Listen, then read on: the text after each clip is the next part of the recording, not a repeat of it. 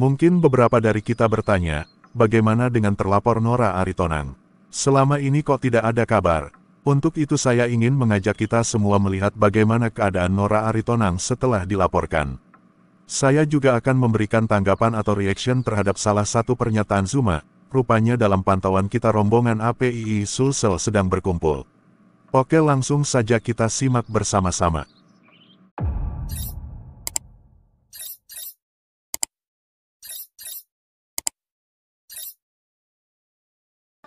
Keluarga dari bapak saya yang di Tarutung, asik menelpon, asik meng-WA ibu saya, itu yang saya jaga. Insya Allah saya tidak takut, tidak ada rasa takut saya. Semangat Bunda Nora, semangat. Iya, Allah saya Akbar. cuma memikirkan ibu saya saja. Jadi untuk meredam biar keluarga dari pihak bapak dengan mama saya ini tidak meneror orang tua saya, ya saya agak redam sedikit, gitu loh. Demi Allah, demi Rasulullah saya tidak takut, ya. Saya sudah prinsip hidup sekali, mati sekali. Ketika saya hidup, saya manfaatkan hidup saya itu berguna dan berjihad di jalan Allah. Mungkin dengan cara ini saya berjihad. Ya, karena saya sebagai seorang ibu tidak bisa berjihad seperti kayak Rasulullah dulu berperang kan. Tapi mungkin dengan cara ini menyampaikan kebenaran, walaupun dengan mungkin ya banyak yang menilai ini terlalu vulgar, terlalu barbar. Ya, karena saya sudah terlanjur sakit hati atas penghinaan mereka terhadap Islam saya. Terlanjur sakit hati saya. Jadi kalau kalian menilai, ya kamu jangan terlalu barbar, ya terserah gitu loh. Saya bukan bilang saya mengiyakan saya barbar, tidak. Ketika saya melihat video-video mereka menghujat Allah saya, menghujat Nabi saya, terus saya harus diam kepada penghujat, tidak. Saya bisa berlaku sopan kepada orang yang sopan, berlaku keras ataupun tegas seperti dibilang Bang Zuma kepada penghujat.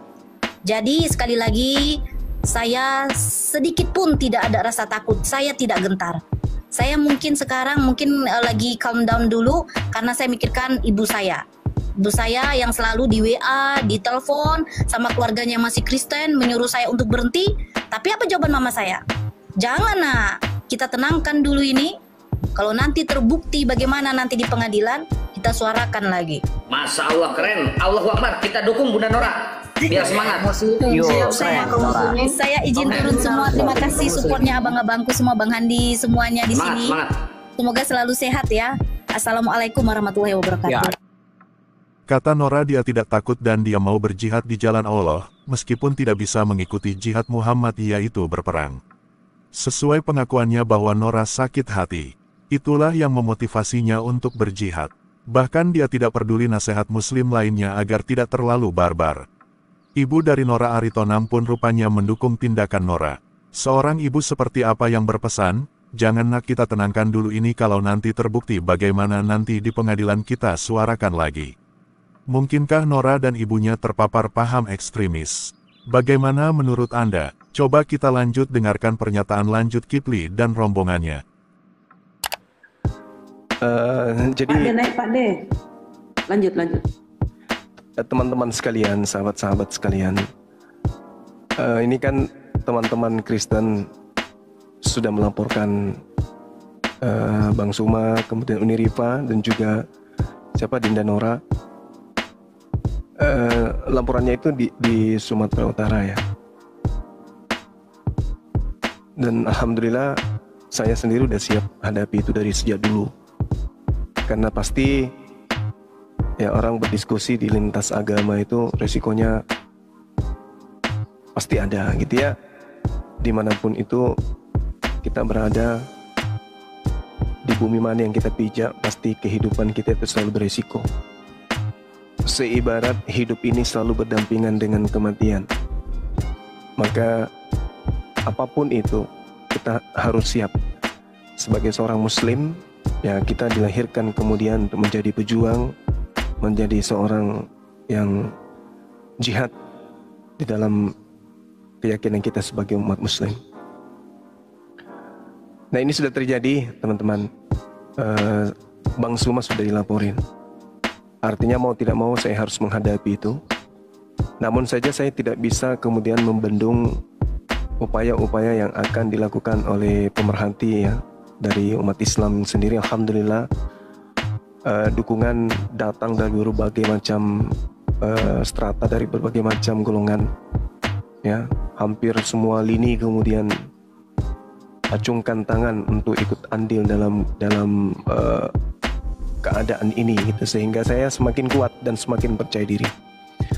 Yang saya khawatirkan hanya teman-teman yang salah langkah, ya, telah mengambil langkah pelaporan seperti ini tanpa mengetahui bahwasanya latar belakang terjadinya apa yang mereka laporkan itu adalah pemicunya Lina Wijaya. Dan lagi-lagi Lina Wijaya ini menjadi saksi. Ya, ini menarik nih teman-teman ya, sangat-sangat menarik. Seakan-akan beliau ini suci atau bersih dari penistaan agama Islam. Padahal yang kita kumpulkan data-data tentang dia itu sudah menumpuk, ya, sudah menumpuk sekali, banyak sekali yang sangat menyakitkan hati kita umat Islam. Kenapa Bang Suma kemudian terjun di TikTok ini? Bukan karena cakupannya untuk semata-mata menyebarkan informasi baik tentang Islam, enggak. Sudah cukup Ustadz kita, sudah cukup ulama kita. Tiap tahun pesantren-pesantren kita itu mengentaskan kemudian boleh dibilang jutaan, ya jutaan, betul, jutaan anak-anak yang sudah hebat dalam segi keilmuan Islam, yang nantinya tentu orientasinya adalah menyebarkan agama Islam kepada umat Islam itu sendiri. Jadi itu saya rasa cukup. Tapi oleh karena adanya para penghujat yang merajalela kemudian di sosmed dan tidak ada efek jera, maka saya mengambil alih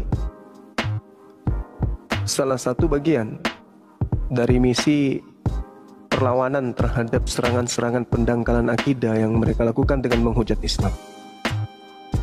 Jadi saya katakan, jangankan jasad saya, nyawa saya pun saya sudah infakkan untuk agama ini.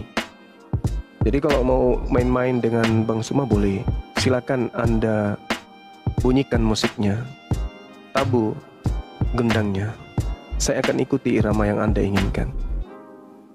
Ya, tapi Anda pun harus siap untuk ikut berdendang dengan saya. Anda yang memulai, ya Anda juga yang harus mengakhiri dong. Ya, jadi ketika Anda sudah memanfaatkan orang yang tidak mengerti tentang dunia apologet sebagai pelapor, jangan Anda berkata bahwa yang melakukan debat itu cuma Islam saja. Yang melakukan debat itu yang memulai kalian. Bahkan secara lembaga Bible, lembaga kitab, ya lembaga kalian yang memulai perang itu. Jadi tidak akan pernah takut dengan itu ya teman-teman. Jadi ini tidak perlu diperpanjang. Yang pada intinya kemudian saya sudah terlapor, Bang Suma sudah dilaporkan. Mudah-mudahan nanti tidak sepi dunia apologet. Teman-teman tetap berjuang, tetap suarakan kemudian kebenaran Islam itu. Jangan karena saya kemudian dalam proses, kemudian anak-anak saya berhenti, jangan. Tetaplah semangat, ya. Akan ada muncul Bang Suma yang baru. Oke? Allahu Akbar. Akan ada muncul Bang Suma yang baru yang akan mengiringi teman-teman sekalian semuanya. Jadi nggak usah khawatir. Yang kita butuhkan sekarang ini adalah bagaimana kita perlihatkan persatuan kita sebagai umat Islam di Nusantara yang kita cintai ini. Toh kemerdekaan ini diraih oleh mayoritas Islam sebagai pahlawan. Maka ini adalah perang akidah, teman-teman. Ini bukan perang oknum, ini perang akidah. Perang akidah itu artinya apa? Yang Bang Suma perjuangkan ini bukan hal pribadi Bang Suma. Yang Bang Suma perjuangkan ini adalah akidah Islam. Menyelamatkan kemudian anak keturunan kita ke depannya dari rondrongan penghujat penista. Betapa sakit hati kita mendengarkan Allah dihujat. Betapa sakit hati kita baginda Rasulullah Muhammad SAW dinista. Betapa luar biasanya mereka kemudian menghinakan Rasulullah, menghinakan Allah. Yang mana kita sendiri tidak pernah menista dan menghujat mereka, menghujat sesembahan mereka, tanpa kemudian ya mereka memulai. Silakan waktu dan tempat, jangan bicara dari sekarang. Assalamualaikum warahmatullahi wabarakatuh. Tadi siang saya barusan telepon dengan saudara saya di Jakarta untuk memprofiling Dosma Sejabat dan juga nota-nota penghujat. Ya, jadi kalau misalnya Dosma bisa memprofiling Bang Zuma, kita juga bisa memprofiling juga. Mantap. Jadi gitu. Keren. Ya, Allahu Akbar. sudah saya gerakkan juga di tim. Ya siap-siap aja lah, gitulah. Intinya para otot penghujat.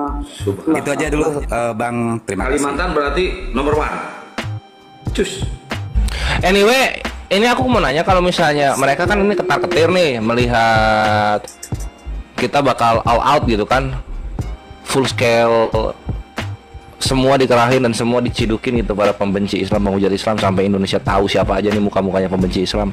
Nah, kalau misalnya mereka ketar-ketir, lutut lemas gitu kan, keringat dingin keluar, darah turun dari muka, terus mereka minta, aduh Gurunda, saya tidak tahu kalau Islam seberani ini, saya mau minta maaf dan saya ingin damai saja, saya cabut laporannya, ampun Gurunda, ampun. Nah, kalau kayak gitu gimana Gurunda? Tetap digas, nggak ada urusan, nggak ada acara, gaspol. Nggak ada maaf. Mereka itu kafir itu pendusta, nggak ada. Itu bisa. Sabar. Ya. Katanya lawyer yang melaporkan Bang Kipli mulai ketar-ketir. Mereka membayangkan lawyer itu akan mencabut laporannya. Bahkan dikatakan bahwa mereka itu kafir, dan kafir itu pendusta. Sebegitunya reaksi mereka sampai mengkafir-kafirkan orang lain. Yang kita butuhkan ini kan kedamaian, ya. Itu bisa, yang penting kita persyaratkan sama-sama, kita kemudian ya satu meja, kita sama-sama kelahi minta menghapuskan semua istilah Al-Quran di dalam Bible. Sekedar selamat datang di kebenaran. Mampus kok, kafir. Kalau Anda mau berdamai silakan, tapi dengan catatan syarat itu yang saya butuhkan dipenuhi. Sama-sama kita kelahi minta istilah Al-Quran semuanya dilepaskan di sana, selesai perkara. Setuju, Bang. Habis itu, kalaupun ada debat, kita duduk bersama, debat yang seperti apa yang kita inginkan dan tidak mencederai satu sama lain. Karena yang memulai kalian, penghujatan itu dimulai dari kalian. Secara Bible, secara kitab, secara lembaga kalian yang menista agama Islam. Cuman umat Islam ini tidak mengerti Bible. Umat Islam tidak paham tentang misi kristenisasi. Umat Islam tidak paham tentang pemurtadan. Mereka tidak sadar tiba-tiba saja anaknya murtad, tiba-tiba saja pacaran dengan orang Kristen. Mereka nggak tahu itu, nggak tahu. Nah sekarang umat Islam itu bangkit. Ternyata selama ini Tuhan kita dihinakan, dinistakan, dipakai pada tempat yang tidak sesungguhnya. Umat Islam itu sudah paham. Kenapa? Karena kalian sendiri yang minta. Coba sekarang ini kalau misalnya kita mau jujur-jujuran saja, siapa yang menista Yesus di Islam? Nggak ada. Nggak ada. Nihil. Nggak ada. Kita hanya mengikuti narasi mereka. Ketika mereka menghujat Allah, kita sadarkan mereka dengan Al-Quran, itu mustahil. Maka kita sadarkan mereka dengan melanjutkan apa yang tertulis di dalam Bible. Misalnya ketika Allah Subhanahu wa taala dihina dan dinistakan, ketika Rasulullah Muhammad SAW itu dinistakan, kita sampaikan kepada mereka bahwasanya ya Tuhan yang kau sembah itu kan disunat dan seterusnya. Kalau disunat berarti dipotong itunya. Kemudian dikatakan disusui. Kalau disusui berarti dia netek. Nah kayak gini-gini yang harus mereka sadari sebelum menghujat Islam. Mereka harus menyadari itu. Dan bukan hanya itu saja penghinaannya. Coba bayangkan, mereka sampai bikin gambar karena tangan kanan Allah itu dua-duanya di kanan. Mereka kemudian membuatkan gambarnya sebuah gambar makhluk berkanan dua-duanya di kanan. Itu penistaan, penghinaan. Itu menghujat sebenarnya. Tapi apakah kemudian di antara umat Islam ini ada yang melakukan? Tidak ada yang melakukan itu. Mereka yang memulai. Nah, kalau diminta, bagaimana kalau kita damai saja? Ya, Islam itu damai. Islam itu apa? Islam itu damai. Islam itu artinya damai. Jadi kalau kalian minta damai, silakan. Silakan. Dari awal saya sudah sampaikan kepada Rudy Yohanes, jangan kau coba-coba, jangan kau perkeruh suasana. Karena ini akan jadi besar. Dan kami tidak pernah takut masalahnya. Jangan pernah Anda harapkan, wah ini takut. Nggak ada takut-takutnya, nggak ada. Nggak ada takut-takutnya kami ini, nggak ada. Ya, karena kami tahu segala sesuatu yang kami lakukan pasti ada konsekuensinya yang harus kami pertanggungjawabkan. Oleh karena itu, ketika kemudian kalian minta damai, ayolah Bang Suma, kami dari perwakilan kita damai. Silakan, tapi dengan satu syarat. Sama-sama kita ke lembaga Bible untuk minta Bible itu ya, untuk sadar diri melepaskan istilah-istilah Al-Quran di dalamnya. Kalau itu Anda sanggup, oke, mari. Selanjutnya kita atur, kalaupun diskusi debat agama ini masih bisa dilakukan, dilanjutkan, kita susun bagaimana caranya berdiskusi dengan baik. Kalau kami, pasti acuannya adalah Al-Quran. Cara berdialog, cara berdebat, pasti akan kami kembali ke settingan awal, yaitu Al-Quranul Karim. Yang jadi masalah ini Bible, apakah diajarkan cara berdiskusi di Bible?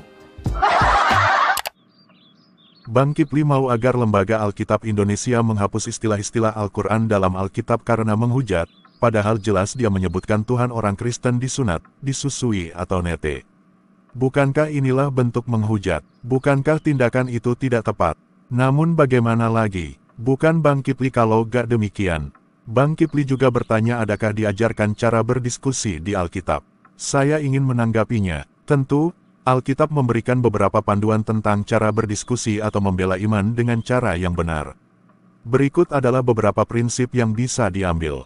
Pertama, siap membela iman dengan lembut dan hormat. Dalam 1 Petrus 3 ayat 15, dikatakan, tetapi kuduskanlah Kristus di dalam hatimu sebagai Tuhan. Dan siap sedialah pada segala waktu untuk memberi pertanggungjawaban kepada tiap-tiap orang yang meminta pertanggungjawaban dari kamu tentang pengharapan yang ada padamu, tetapi haruslah dengan lemah lembut dan hormat. Ini menunjukkan pentingnya kesiapan memberikan alasan iman, tetapi dilakukan dengan sikap yang lembut dan penuh hormat. Kedua, menghindari perdebatan yang tidak berguna. Paulus dalam 2 Timotius 2 ayat 23-25 menasihatkan untuk menghindari perdebatan yang tidak membawa manfaat. Dia berkata, hindarilah soal-soal yang dicari-cari dan yang bodoh, engkau tahu bahwa soal-soal itu menimbulkan pertengkaran. Sedangkan seorang hamba Tuhan tidak boleh bertengkar, tetapi harus ramah terhadap semua orang, cakap mengajar, sabar dan dengan lemah lembut dapat menuntun orang yang suka melawan, sebab mungkin Tuhan memberikan kesempatan kepada mereka untuk bertobat dan memimpin mereka sehingga mereka mengenal kebenaran. Ini mengajarkan bahwa diskusi harus dilakukan dengan tujuan yang membangun, bukan sekadar berdebat demi menang. Ketiga, berbicara dengan bijaksana dan penuh kasih. Kolose 4 ayat 6 menyarankan agar perkataanmu senantiasa penuh kasih, jangan hambar, sehingga kamu tahu bagaimana kamu harus memberi jawab kepada setiap orang. Jadi, diskusi atau debat sebaiknya dilakukan dengan kasih, bukan dengan amarah atau hinaan. Keempat, mengutamakan kebenaran dan menolak kebohongan. Paulus, misalnya dalam Kisah Para Rasul 17, memperlihatkan bagaimana dia menggunakan kitab suci dan logika yang kuat untuk menunjukkan kebenaran tentang Yesus kepada orang-orang Yahudi dan Yunani. Dia memaparkan argumen dengan jelas dan terstruktur, namun selalu mengutamakan kebenaran di atas perasaan pribadi. Jadi, Alkitab memberikan kerangka bagi kita untuk melakukan debat atau diskusi apologetika dengan pendekatan yang bijaksana, kasih, dan bertanggung jawab tanpa jatuh dalam perdebatan kosong. Marky Borkeber. Mari kita bongkar kesalahpahaman dengan kebenaran. Salam murid Kristus.